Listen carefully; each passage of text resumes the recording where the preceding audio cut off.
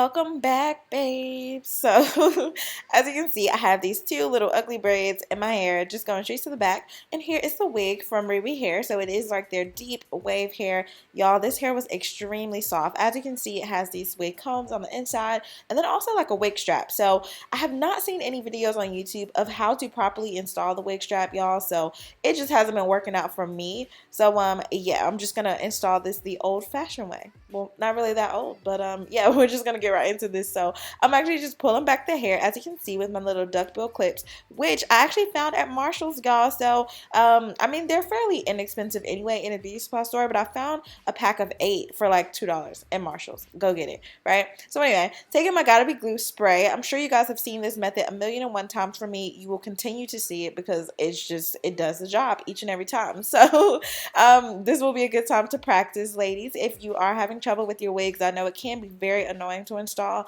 so I'm just trying to do more videos that really show you how to kind of get into it.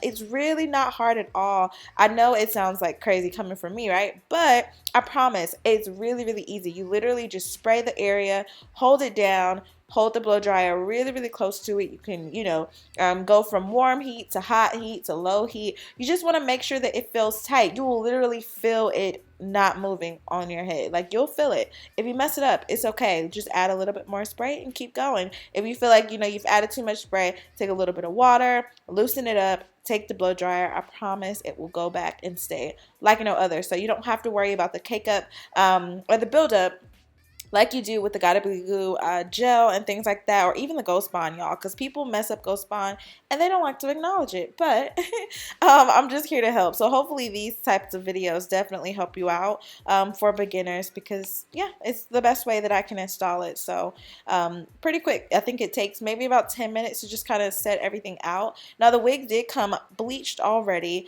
I didn't have to do any plucking. Like, literally, I took this wig straight out of its packaging. I did a quick little co-wash. So I literally just like dampened it with some water and some, I believe it was conditioner in a spray bottle, the one I usually use in other videos. But yep, just wet it down, brush it through, allowed it to air dry, and this is what it looks like. So I'm all about the effortless hair right now. That's what I'm going for. So you'll see that in this video. So taking some argan oil, cream of nature mousse, as I always use, right? And just literally smoothing around the hairline. I'm going to go ahead and just kind of fix up my edges a little bit. Like I said, I didn't have to do any plucking to it. So these wigs are ready to go. That was a really great trait that I was looking at just when I was just looking at the I guess their website and things like that. I noticed that they had some really nice quality wigs in the way that they were plucked and bleached and things like that. So I thought that was good. Definitely wanted to try this company out. I was so excited when they contacted me. And then of course the quality of the hair is amazing. So I have not tried to straighten this hair. I won't actually be doing that because, like I said, I'm all for the effortless look, especially now that it's fall / going into winter. You definitely just don't want to be wetting your hair every single day. Like, effortless is always going to work. So this would even be cute if you cut it into like a shoulder length bob. Yes, y'all, this would be lit. So I'm actually going to be doing a half up, half down. I've really been loving that style, especially when I like the hairline of wigs. So as you can see, I mean, I don't have any makeup on, right? Obviously, that's okay. But you can definitely get away with just like doing a flip over. And as you can see, the parting area on this is just fine, even with the bleached knots.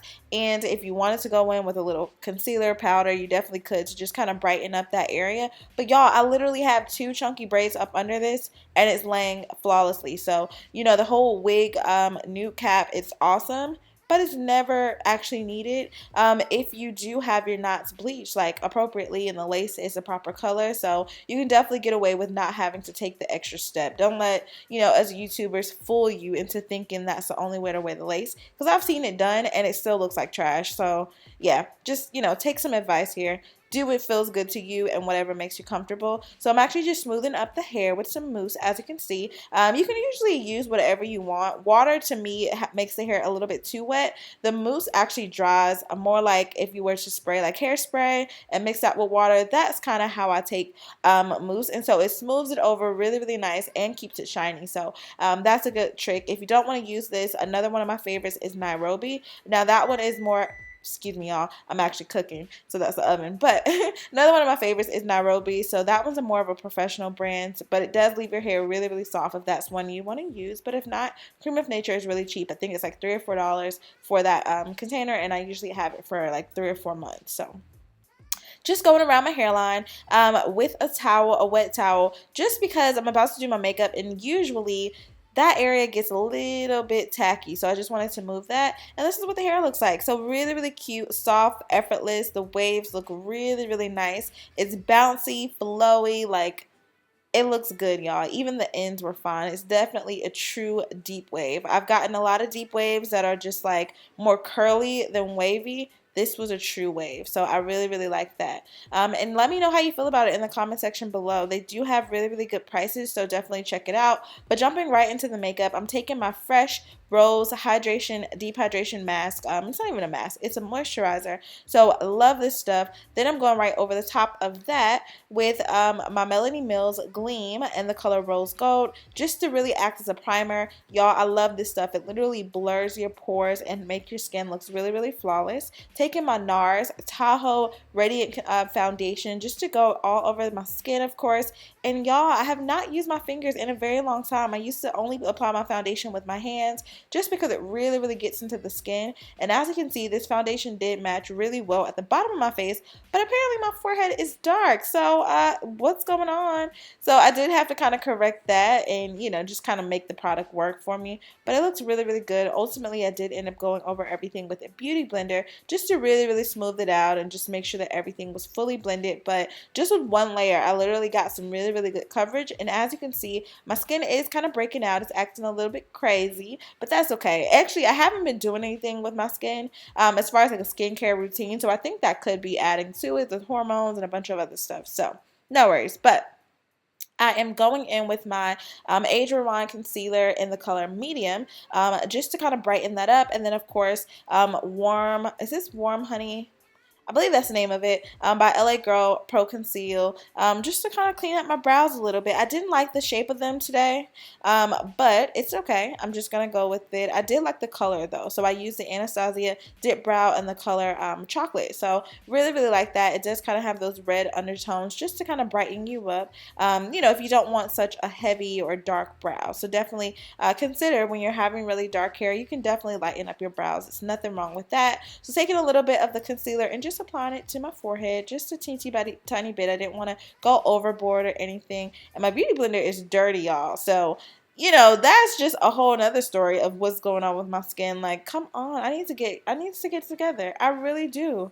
I've been so like all over the place, y'all. Like, oh Lord. But anyway, yeah, so this looks good. I'm just blending it out. It's like the perfect nude kind of beige concealer color. It's so pretty, so pretty. Wish they had more colors, but nevertheless, going in with my Kat Von D translucent setting powder. If you guys know me, you know that I freaking love this stuff. I used to use Sasha Buttercup, and then like I think it's the Cosmetics translucent powder, but it never actually stayed. I think I was just forcing myself to like it, but I truly do love this one. So I have oily skin. It works like a dream, and I always just let it sit on my face while I do my my eyeshadow, just, you know, to really make sure that everything is locked in, and it never over dries my skin, so I'm good. Taking my Morphe palette here, as you can see, I'll make sure to try to at least give you the details on the palette, or just visit Morphe.com, right? So I'm taking this yellow shade.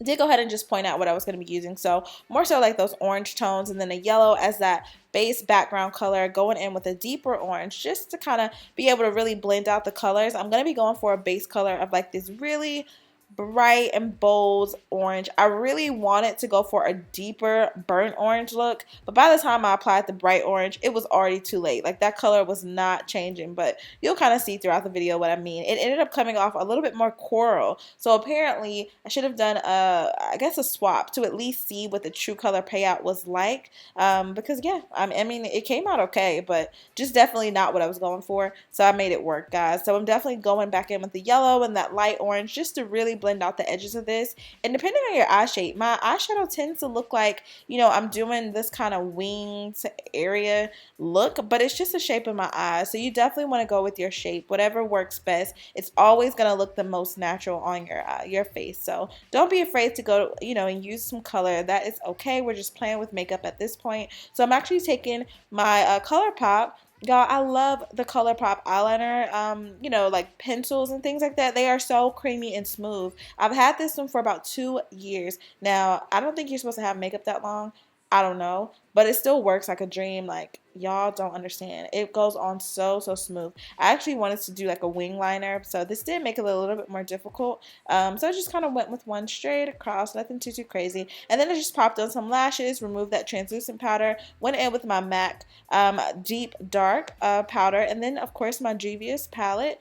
Took some blush in the color like coral, and then I'm just brightening up my cheeks, and then right up under the eye, I'm taking that same base color just to go ahead and kind of line the bottom lash line there, you know, really to not really smoke it out because it's not a smoky color, but you see what I mean. So I'm taking the yellow shade and just kind of doing the same thing I did on the top at the bottom, and I'm going in with some mascara. I believe this was just like a Maybelline, a little cheap mascara, nothing crazy, and of course some coconut oil to kind of get those lips together, girl. Should have actually used a real lip gloss, right? And this is the look. So you can definitely stop here if you would like, and just kind of wear this nice, bright look in the fall. It's completely up to you. My backdrop kind of clashed a little bit, but nevertheless, definitely enjoyed the look. So definitely let me know what you think down below. Give this video a thumbs up, guys. It's so pretty. So I definitely like the way that my skin turned out on this. Everything looks even and straight to the point. I opted out of the highlighter, as you can see, but I did have another lip option if you definitely want to check that out.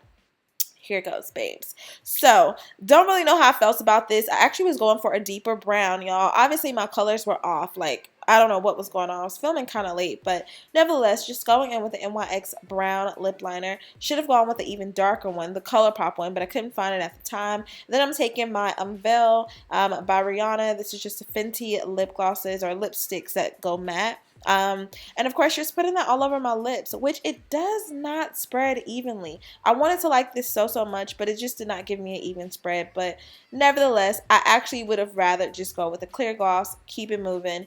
But yeah, let me know what you feel about it. Like I said, I definitely enjoy the hair. Make sure to check the link down in the description box below so that you can check it out, see if it's within your price range. And I love you guys so much. Stay pretty.